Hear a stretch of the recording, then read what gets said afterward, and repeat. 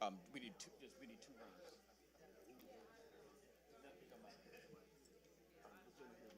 Jason, go ahead and start talking. People watching online. Stream it on. All right, thank you all for coming today. If y'all close the door, please. Put the money up.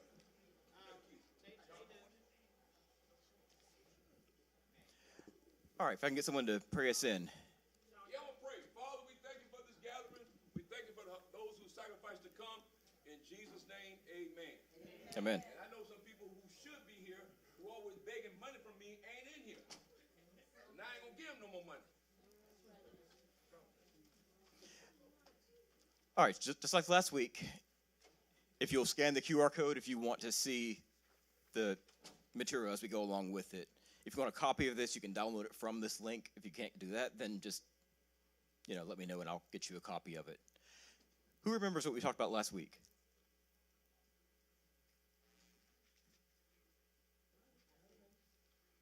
Yes. Oh, look over here. Wife, yes.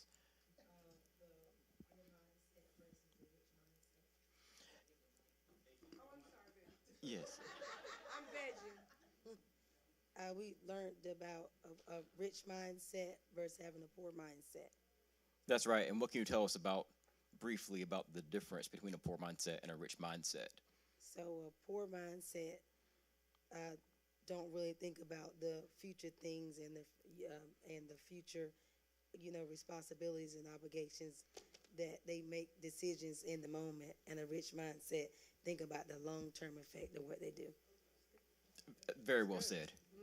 Very well said. Now, that is not a rich mindset is not the same as the rich young ruler that Bishop preached about today. You can have money and you can have a mind for money without it consuming your heart. There's a big difference between that. We're not telling you to get to the point where you just get things and just want things, consume with things and money and not willing to give it up. That's not what we're talking about.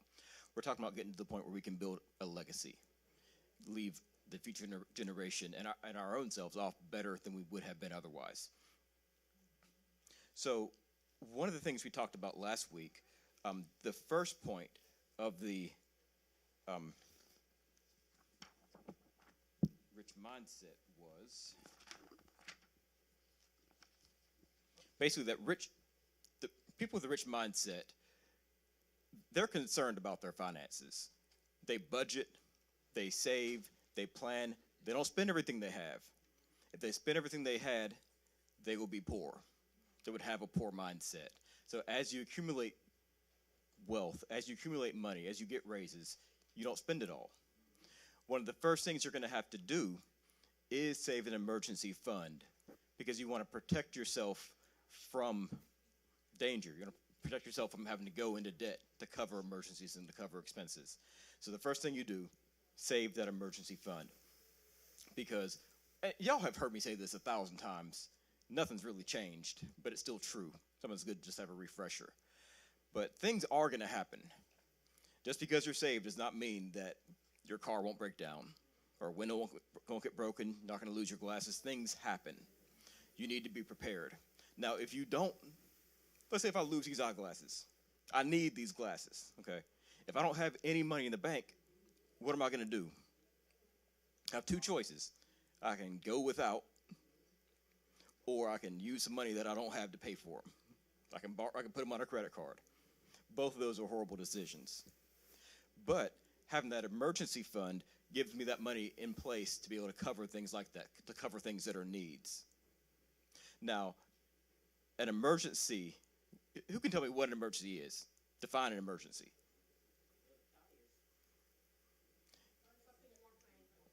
Well, a set of tires, maybe if you run over a nail and something unexpected happens, but a set of tires, a whole set of 4 tires, I wouldn't classify that as an emergency because now it might become an emergency if you don't plan for it. But you should be planning ahead. You know your tires are going to last 2 years, 3 years, or whatever. But yeah, if you wait till the last minute, yeah, it's an emergency. But we're talking about more is things that an emergency is unexpected. It's an unexpected need. Now, what if it's an unexpected want? What if you just happen to go to Best Buy to buy some batteries and you see 96-inch TV on sale for $600. Okay, get that. Can you can you buy that with your emergency fund? Why? That's right. It's a want. And a want cannot be an emergency. Another thing you have to do along this journey is you have to be very honest with yourself about what your needs and wants are. Like I said, I'm probably sounding like a broken record, but who can tell me what a need is?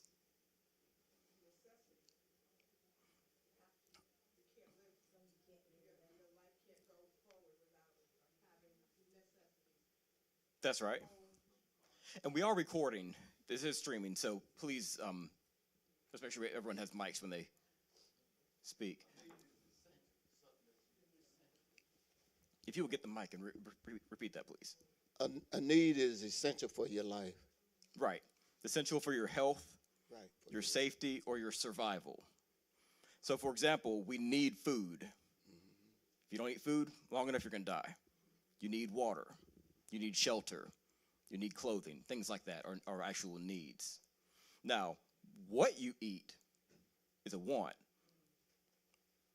Your need for food can be satisfied with a hot dog from Sheetz, the same way as it can be satisfied with a Ruth Chris dinner. $2 or $100, your stomach is still filled. So don't trick yourself, don't try to deceive yourself into thinking that things that are wants are needs, because there's multiple ways to meet a need. Now, your wants are things that make life comfortable, more enjoyable, easier. Like I said, that dinner at Ruth Chris, that's a want, not a need. Designer clothes, it's a want, not a need. A new TV, it's a want, not a need. Even these glasses, you can get cheap glasses if you don't have the money. Designer frames and all that with gold on them, that's a want. So you have to be able to be honest with yourself about what your wants and needs are. Now, why is that important? Because on this journey, you are going to have to make sacrifices. I don't care how much money you make. I don't care how much money you have. I don't care how much money you accumulate. Elon Musk has to make sacrifices. He can't afford to buy the whole entire planet. So he has to choose. But seriously though, as your resources increase, your wants, not your needs, but your wants also increase. So you have to be honest with yourself about what your wants and needs are, because you have to make sacrifices. Now, your needs cannot be sacrificed, okay? Whatever it is that you actually legitimately need, you can't go without it. I can't just decide, okay, I just don't really want this house anymore, or a house anymore. Well, I can, but I wouldn't want to do that. I can't decide I'm not going to eat food anymore, or I'm not going to drink water anymore. Now I can decide that I'm not going to buy a new cell phone, but I can't decide I'm not going to have a place to live. So your needs cannot be sacrificed. Now, when you classify your wants, when you misclassify your wants as needs, for example, my hair. Don't laugh. I do have hair. But this is a lot of work, okay? I can go, back me up. I can go to the barber. Oh, no. But I'd have to go to the barber at least every 2 days, okay? So we're talking about at least 3 times a week. $40 each time, what, $120 a week? I could do that, okay? So what's that? $480 a month for the barbershop to maintain this, or I could do it myself from home. So say, for example, if I tricked myself into thinking I need to go to the barbershop, what would that do? That would take $480 out of my budget every single month on something that I've tricked myself that cannot be sacrificed. So that means I'm $480 away from, every month, a goal is much more important to me. $480 away from getting out of debt, $480 away from saving for something, $480 away from anything. because I've tricked myself into thinking that this cannot be sacrificed. And that's what you do when you're dishonest with yourself about what your needs and your wants are. So you want to make that's very, very, very important. There's always going to be things that you're going to have to sacrifice. This ain't never going to stop. You will never have every single thing you want. You might get to the point where you have everything that you want now, but when you're at that point, your wants are going to increase. You're going to want even better. If you're driving a Honda today, you're going to want an Acura. Then you get an Acura, you're going to want an Audi. You get an Audi, you're going to want a Mercedes. You get that, you're going to want a Maybach. Maybach keeps going up and up and up. So you got to keep that under control. The next thing rich people, not rich people, but people with a rich mindset will do is they budget. Do we have any questions so far? I haven't had any questions yet. Y'all still with me, or am I doing that good of a job? Okay. Okay. Okay, the next thing people with a rich mindset do is they budget. Now, who can tell me what a budget is? Hold on, raise your hand. I think the simplest thing is to say the best way you're going to spend and prioritize your money, and really planning how you're going to use your money, every cent of your money, and prioritize it with the essentials to the non-essentials. I couldn't have said it better myself. That's perfect. It's a plan.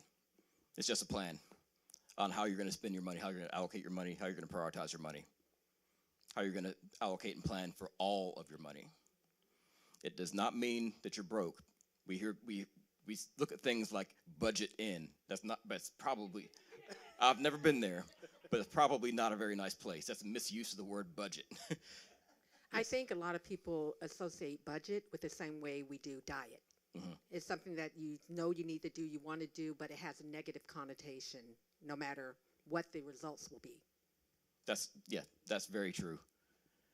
But a budget in this context, and really in any context, like Sonny said perfectly, is a plan for how you're going to spend your money. So the first thing you have to do when making that plan is you have to list. So all money either comes into your hands as income or it goes out as an expense. There's nothing else. It's all income and expenses. So first you have to list all of your income from every single source. Your main job, birthday gifts, side hustles, whatever. List it all. Then you've got to list all of your expenses. Now, by expenses, it's not just your bills, it's every single thing you spend money on. Haircuts, food, mortgage, rent, gas, every single thing you spend money on. Now, you're budgeting all of your money. So in that is your tithes and offerings. We don't discount that. We always want to do that because that's just what we do. Your savings, your groceries, your haircuts, toothpaste. I mean, every single thing you spend money on needs to fit within that budget. Otherwise, it's not going to be funded. Once you list all your expenses, then you start putting those items on.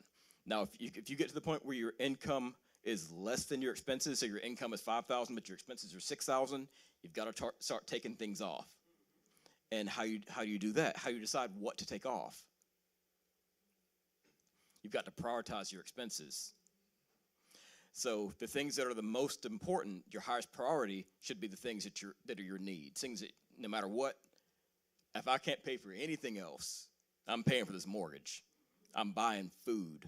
I'm paying for my electricity. Now the cable might get turned off, but we're not losing the house. So you place your priorities. Think about those things when you place your priorities. What will happen if I know I want this item, I can probably afford it, but what will happen if I don't have it? Okay, so I place my priorities in one of three different categories. One is your critical needs, things like no matter what, if my mortgage is $1,500 this month and I make $1,500, that's getting paid if nothing else is. Then my number two priorities are things that are still really important, but not as important as priority number one. That will be things like my cell phone bill, which needs to be paid. It really needs to be paid, but I'd much rather lose that than to lose my house. Much rather lose that, have my phone turned off, than to not be able to eat. And then number three are things that are really just pure luxuries, like saving for vacation, saving for Christmas. I'd like to, but it's not that big of a deal. So if your income is not as much as your expenses, you take off your lower priority, your priority 3 items first. So if you don't have enough, take off gifts, take off haircuts, take off things that are just not as critical as the higher items. Now, if your income exceeds your expenses, so if your income is $5,000 but your expenses are $3,000, you didn't budget all your money. So you need to put it. You have to budget it. You still have to budget it. You're not just budgeting your bills. You're budgeting all of your income.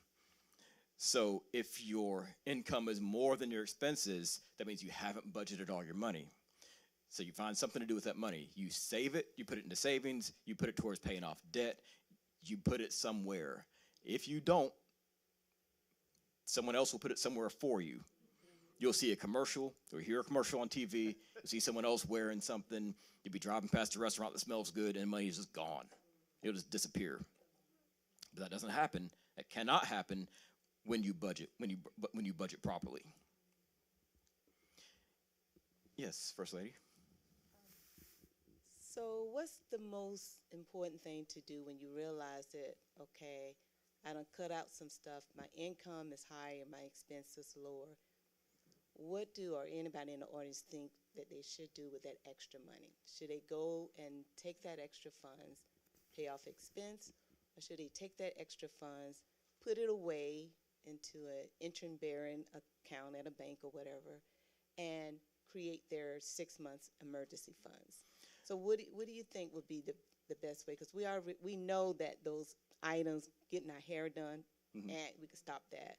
Paying somebody to teach us how to get our stomach in and stuff, we know, and we don't need that. I mean, there's a lot of things that's insignificant that we don't have to have on our budget. We can get rid of it so that we can get that extra income. But what do you think where people, anybody, where people should place their money at to So get you're that asking if emergency your fund? Income is higher than your expenses. Right, because you don't cut So- off those expense items that you have sacrificed. Where do you think will help people to? So what that. each person should do is going to be different. And I do this on a personal level as well. So if anyone wants like me to sit down with them and go over things, I can do that. Just contact me. So the very first thing that you want to do is establish your emergency fund. I would have at least $1,500, at least $1,500 as an emergency fund. Then debt. So we talked last week about the story and I think it was Matthew 25 with the 3 people, with the 10 talents, the 5 and the 1, and multiplying and everything. Debt works us in the opposite direction. So when we have debt, you have to earn more money than you actually borrowed to pay it off. So you're moving backwards. So the next thing you want to do is pay off all of your debt, credit card debt, cars, any debt, pay that off. And I'll talk more in detail about how to pay that off. After your debt is paid off, then that's when you want to go back and revisit your emergency fund and fill that up to at least 6 months or so of your expenses. If you've gotten that done, if you've already done that, then now we're all getting kind of old. you need to start putting money away for retirement.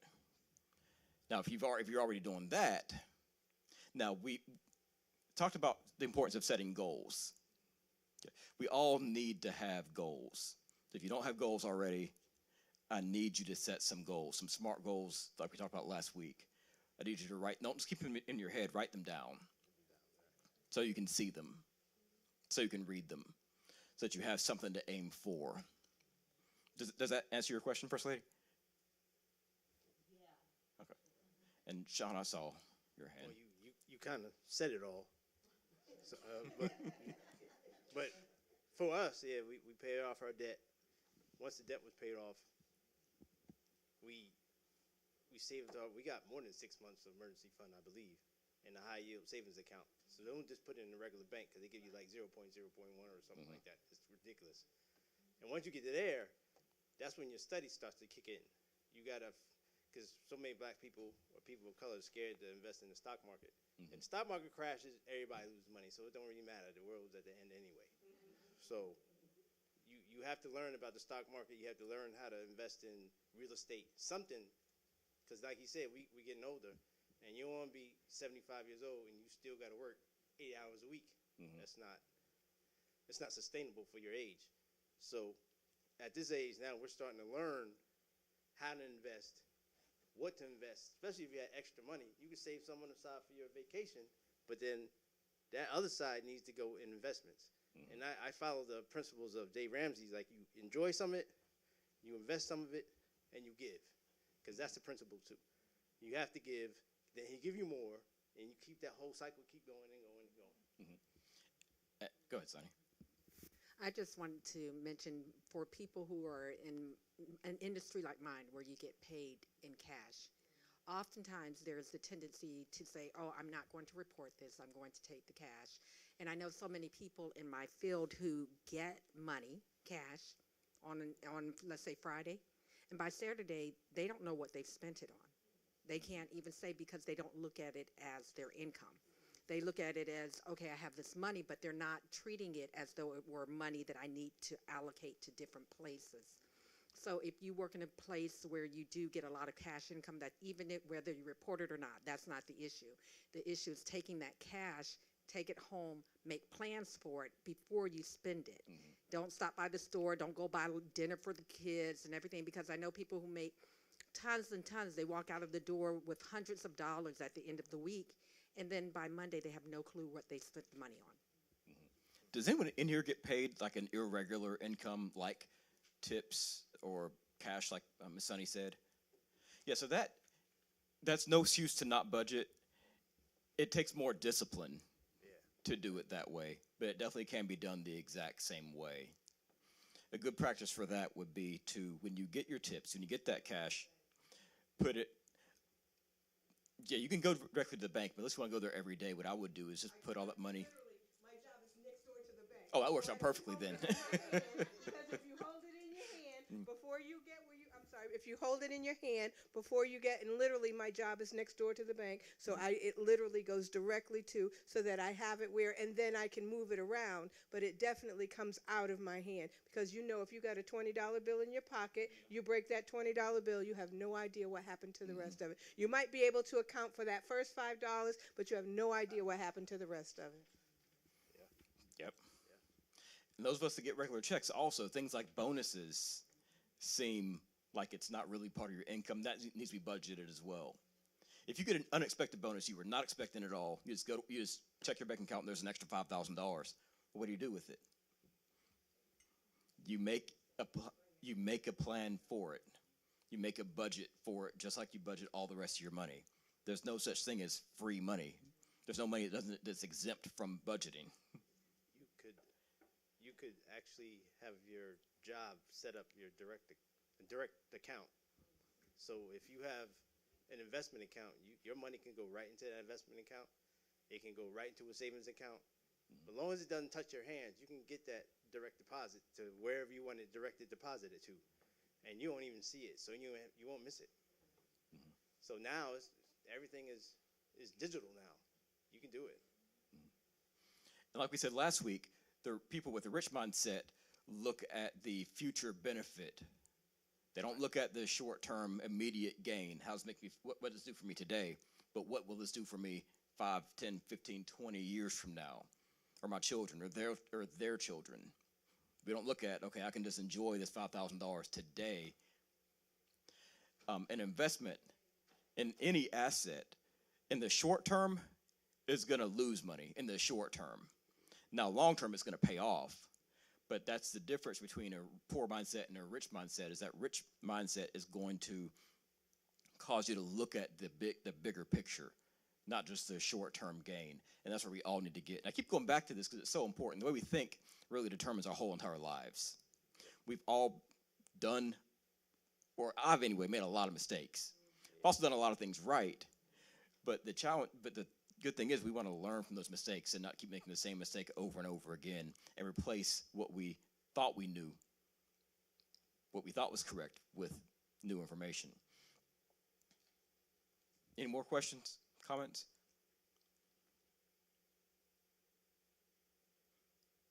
It's awfully quiet in here. Okay. So, going back to the emergency fund.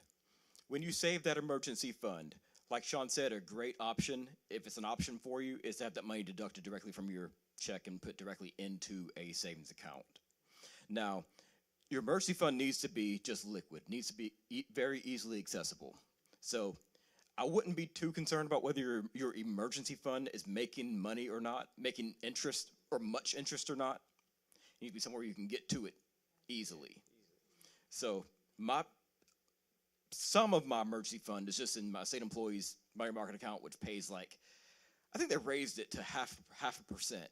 So it's not making any money, but that isn't the point. The point is if I need it, I can get to it very, very quickly. Now, there are high yield savings accounts. Those are fine. Those are better to use because they do pay a lot more. I have one that's paying like 4.5%. But again, for the emergency fund, the point is for it to be just easily accessible, but not so easily accessible that you spend it. If it's tied to your checking account, that might not be a good idea. You don't want to use it as overdraft for your checking account. You want it to be somewhere where you can get to it when you need it, but that's not too easily accessible either. Yes, Keisha? Okay. It ain't working. So when you say save $1,500 for your emergency fund, if your bills, do you take what you pay out monthly and multiply it by 6?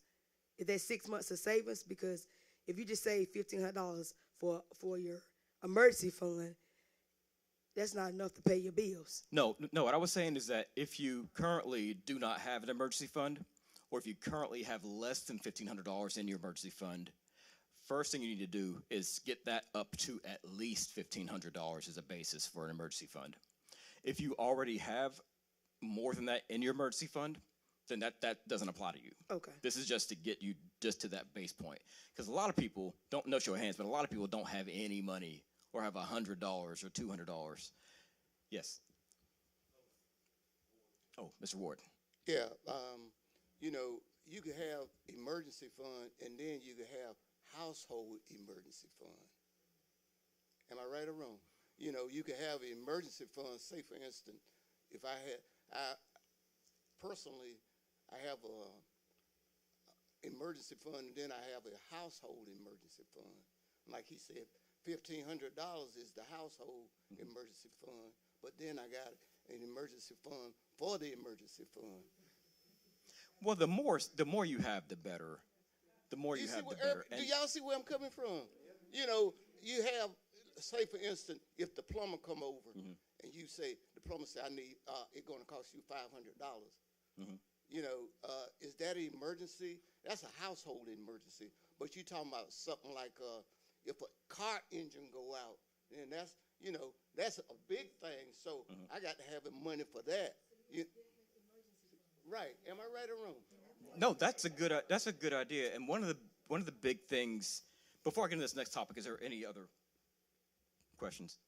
Okay. I was just going to say that I have a program that I use an online bank that you can put your money into an account, and then you can say I want 10% to go to different allocations. So 10% might go to my emergency fund, 10% might go to my save, to my different accounts. And that way you're not tasked with trying to figure it out. You just say every time money is put in this account, I want it dispersed to these other accounts.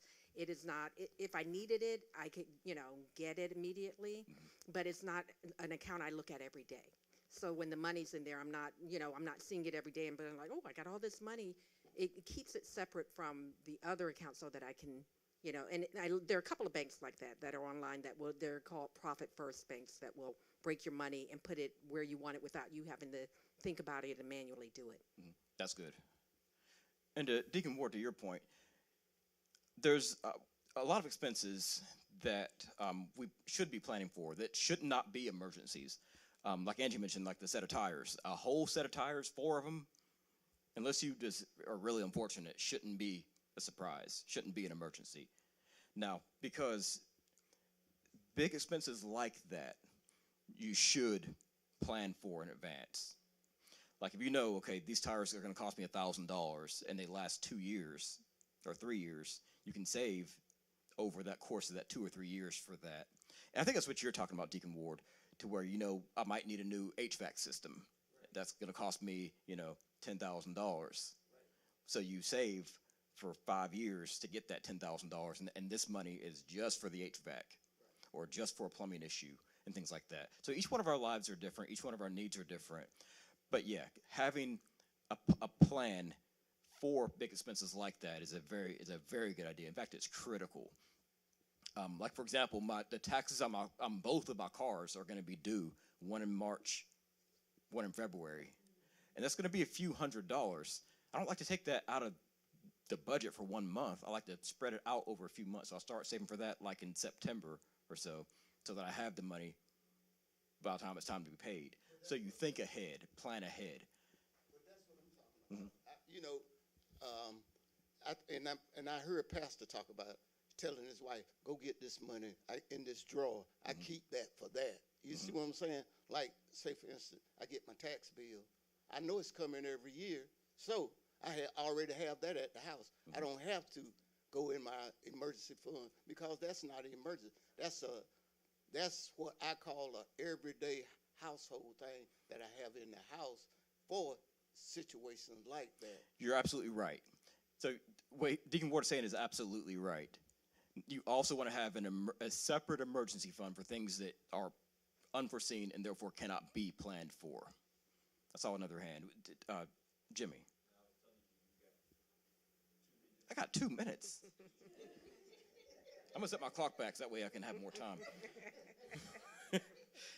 Okay. I just wanted to say, and be aware that an emergency fund is going to get used and you have to replenish it. Yes. And so I had a very nice emergency fund, but the engine in my car went out, and I had to make the choice on whether to buy a new car or replace the engine, and I did. So once again, you think that you're in a place where you're comfortable, and then you find out that so I'm in a place right now where I'm replenishing my emergency fund, as well as keeping up with everything that is going up and up and up. And so we have to be aware that those things are going to happen. Yep.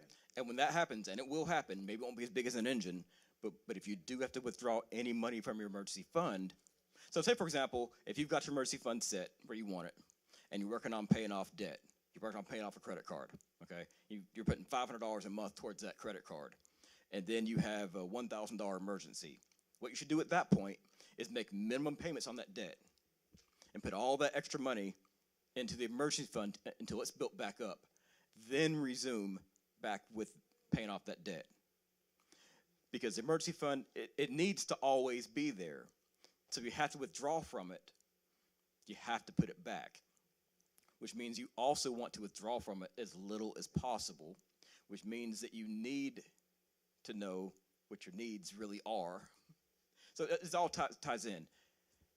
Yes, Ms. Paulette? I just want to say that's a good point, because once you deplenish the emergency fund and you're building it back up, you should, like what you said, you should do that first, because emergency can happen back to back. Yep. Yeah, buddy. Because I'm right where Karen was with her vehicle. I had to make a decision, get a new vehicle or get that one fixed. So I'd rather pay $5,000 to get it fixed than to pay $50,000 for a new vehicle and make payments. Yep. That's right. So I think I'm out of time. I was going to say, just like Christmas come every year. So my thing is, I know Christmas is coming, and so I got the whole year to be ready when Christmas get here. Why should I spend a lot of money that I don't have when I could have been saving the whole year for Christmas? On that note, if you don't have any money specifically set aside for Christmas, then don't spend anything. Your enemies will still hate you. Your family and friends will still love you. Do not go into debt. Do not delay any bills. Do not delay your progress for some Christmas gifts that are not going to be remembered in 2 years anyway. Okay, so somebody pray us out.